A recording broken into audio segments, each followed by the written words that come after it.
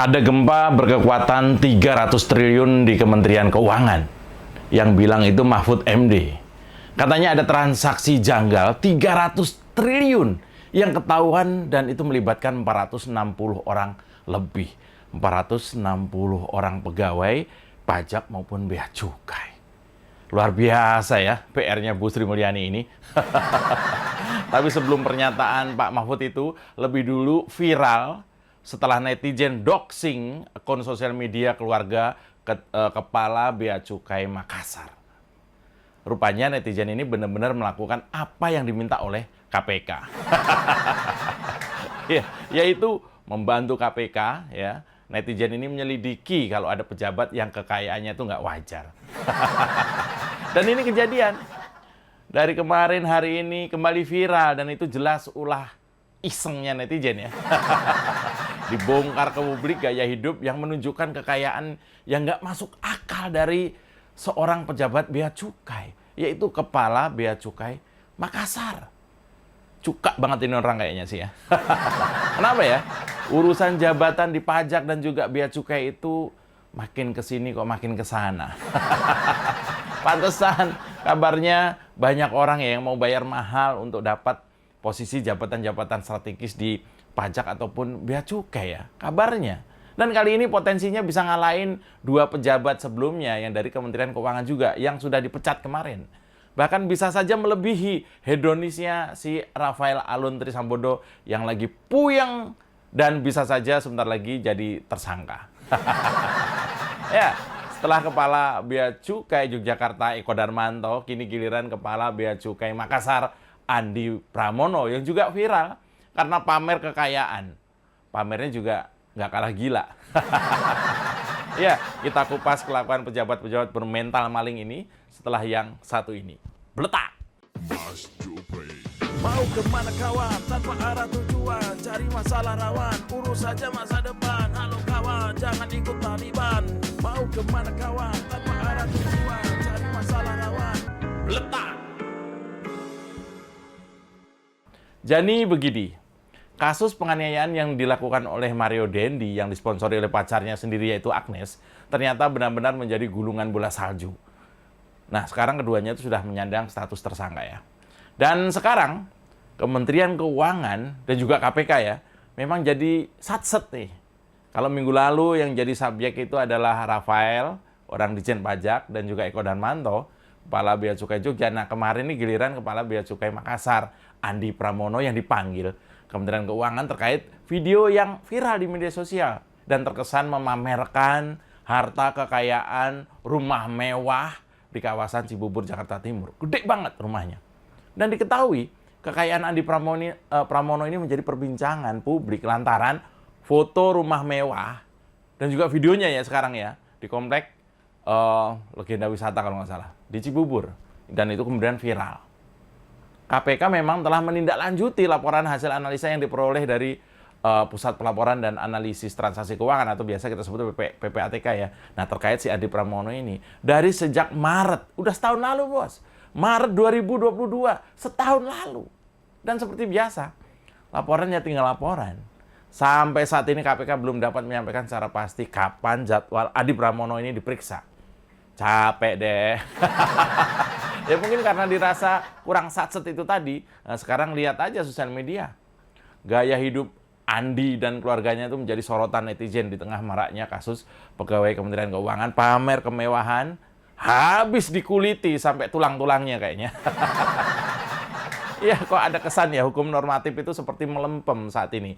Kalau menyangkut para pejabat yang sangat nyata doyan pamer harta. Padahal sangat patut diduga, ya. Patut diduga asal harta yang melimpah itu, bahkan melebihi akal waras itu, berasal dari tindak yang koruptif lah gitu. Nah, warganet ini mendapati fakta kalau anak istri si Andi, sang Kepala Bea Cukai Makassar ini, juga sering berpergian ke luar negeri dan memamerkan ya di akun-akun sosial medianya itu. Ngeri. Baju yang mahal, ya kan? Bahkan dalam sebuah postingan, anak si Andi ini memamerkan yaitu tadi baju yang seharga 22 juta dan sebuah celana panjang seharga 1 juta. Nah, setelah gaya hidupnya disorot, akun medsos anak dan istri Andi pun langsung terkunci. Ketakutannya. Nah, menurut laporan harta kekayaan pejabat nih, kekayaan si Andi Pramono ini tahun 2021 itu 13,7 miliar. Ya kan? Kepala Bea dan Cukai Makassar ini tadi ini itu punya 15 bidang lahan dan bangunan di Salatiga, Karimun, Batam, Bekasi, Jakarta Pusat, Bogor, Banyuasin, Cianjur, dan nilainya itu hampir 7 miliar. Dan sekarang Andi Pramono ini sama keluarganya tuh tiarap kayaknya. Tengkurap. Nggak berani nongol ke permukaan. Udah mirip mujair kurang air. Ayolah Pak Andi, Bu Andi, sekeluarga ya. Kalau memang bersih kenapa takut? Ayo ikuti anjuran Ahok tuh untuk membuktikan pembuktian terbalik istilahnya.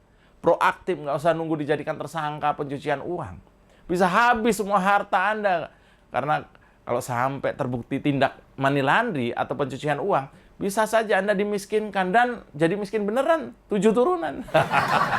Nah, daripada sekarang ketakutan, tiarap, sama tetangga juga malu, keluar grup WA misalnya, keluar rumah, maskeran, kacamata hitam, dan mundur dari semua pergaulan, lebih baik terus terang saja.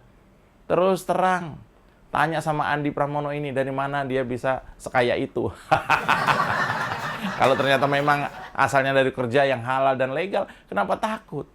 Kalau ternyata memang hartanya berasal dari warisan neneknya yang kaya raya misalnya, kenapa nggak berani terbuka? Ya, Kepala Direktorat Jenderal Bea Cukai Makassar, Andi Pramono, itu menjadi sasaran netizen hari ini. Karena dianggap kerap memamerkan kekayaan yang tidak wajar di media sosial. Netizen juga ikutan membahas tuh barang-barang mewah yang dipakai sama Andi Pramono ini. Orangnya ganteng, brewok ya. Salah satunya ialah yang dikomentarin netizen itu jam tangan yang dikenakan dalam sebuah foto. Nah, menurut pengetahuan beberapa netizen, jam tangan yang dikenakan Andi itu bermerek Rolex. Luar biasa ya. Masih ada sih perdebatan jenis Rolex apa yang dipakai sama Andi ini. Ya biasa, netizen itu kan keponya macam-macam ya. Ada yang nyebut Andi ini menggunakan Rolex jenis Daytona, ada yang Yachtmaster, yang kalau dicek nih harga jam tangannya itu yang dipakai oleh Andi ini, kalau bener itu adalah Rolex, itu 380 juta, bos. Gila, jam tangan saya ini 1 juta aja udah bagus kayak gini, dia 380 juta. Jam tangan harganya segitu. Kalau benar ada pegawai negara sampai bisa beli jam tangan seharga rumah itu, kira-kira prestasinya seperti apa? Apakah mungkin murni dari hasil bekerja mengabdi kepada nusa dan bangsa? Tolong beritahu kami yang bercucuran keringat membanting tulang demi UMR ini. Caranya bisa kerja dan bisa membahagiakan anak, istri dengan baju kusut seharga 22 juta sepotong itu. Ajari kami, Pak Andi, bagaimana caranya bisa cari duit semudah itu. Anda masih sangat muda. Bisa sekaya itu.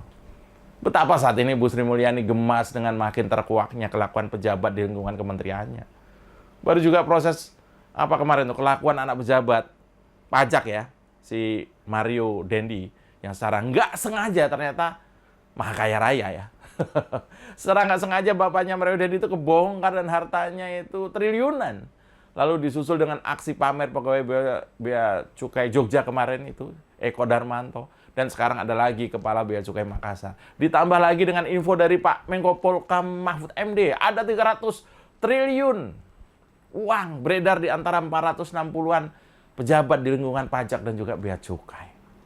300 T di antara 400-an pegawai. Artinya tiap pegawai yang terindikasi itu berhasil memutar hampir transaksi ya, hampir ada transaksi senilai 1 triliun satu orang. Gila kan itu. Dan itu berlangsung sejak tahun 2009. Sejak zaman SBY lah. Gila bos ini, gila. Dan untungnya Pak Jokowi tidak pernah berurusan dengan mafia-mafia seperti ini. Sehingga ringan saja bagi Pak Jokowi ketika memerintahkan aparat untuk mengejar, memproses, dan mengembalikan milik negara kalau terbukti dicuri oleh tikus-tikus pajak dan juga tikus-tikus bea cukai ini.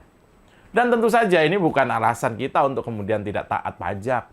Karena tentu kita meyakini bahwa kalau yang terjadi di perpajakan misalnya, yang dimakan tikus adalah pajak-pajak yang memang masuknya itu tidak langsung ke kas negara, tapi ada juga para pengemblang pajak yang kong kali kong dengan tikus di perpajakan, sehingga uang pajak tuh lebih banyak yang dikentit tikus-tikus itu daripada misalnya yang harus dibayarkan ke negara. Nah, seperti yang saya sampaikan ketika awal mula kasus ini terjadi, awal mula ada kekerasan Mario Dendi itu, kemudian terbongkar kekayaan orang tuanya, bahwa soal pejabat yang maha kaya ini adalah gulungan bola salju yang meluncur deras, melindas para tikus, khususnya di Dirjen Pajak dan juga Bea Cukai. Ayo Bu Sri Mulyani, sikat sampai habis para pengemplang duit negara itu. Kami para netizen ini akan semakin kepo dan siap membantu Ibu. Saya Mas Jupray, salam bletak. Mau kemana kawan, tanpa arah tujuan, cari masalah rawan, urus saja masa depan. Halo kawan, jangan ikut Taliban. Mau kemana kawan.